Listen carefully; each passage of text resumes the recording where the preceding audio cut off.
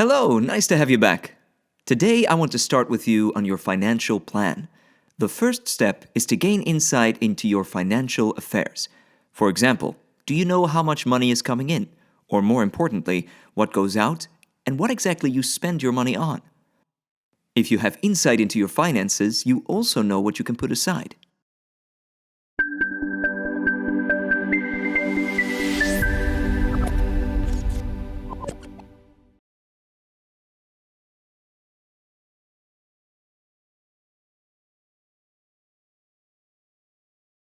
You actually need a bit of history if you want to gain a clear insight into what you can miss every month.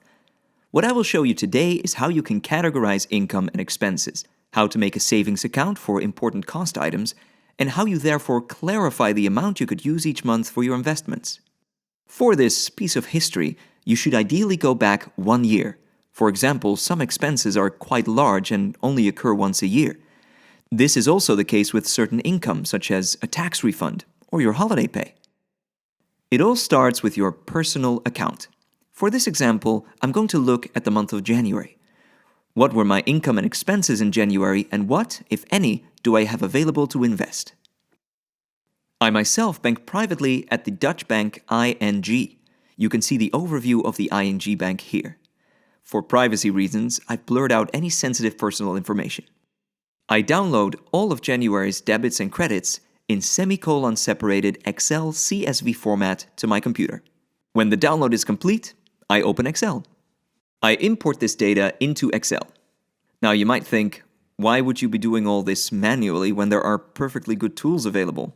You'd be correct, but if I do it manually, I go through all the income and expenses much more consciously.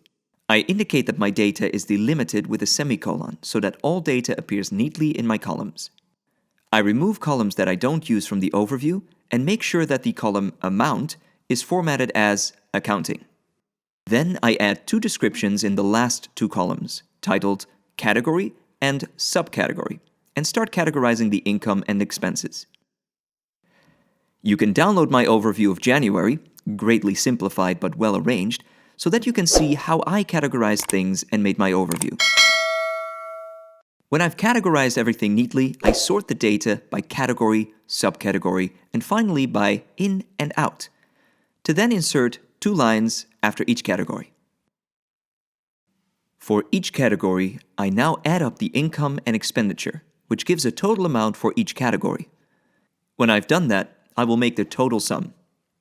You can see that I have a free spending space of more than 300 euros. This after I've already set money aside under bank savings for maintenance and road tax for my car and for any unforeseen circumstances. So, I could use this 300 euros for an investment. When friends ask me how I view this free spending space, my answer is, I am willing to lose that money. Now, you will probably think, willing to lose? Surely that won't happen that quickly with an investment. The answer is indeed no. It won't happen that quickly. However, in my case, this thought gives me peace of mind.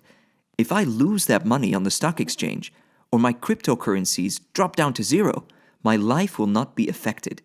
That's why the advice is, and please take this to heart, only invest money that you can afford to lose. I've shown you how to make a 1-month overview, in my case the month of January. The best overview is an overview of a year. Then you can confidently say what you can do without per month or throughout the year to invest in cryptocurrencies or in shares. If you have a question, please don't hesitate to ask us. You can comment on this video or via the Future and Finance Instagram account. Don't miss a thing and subscribe today.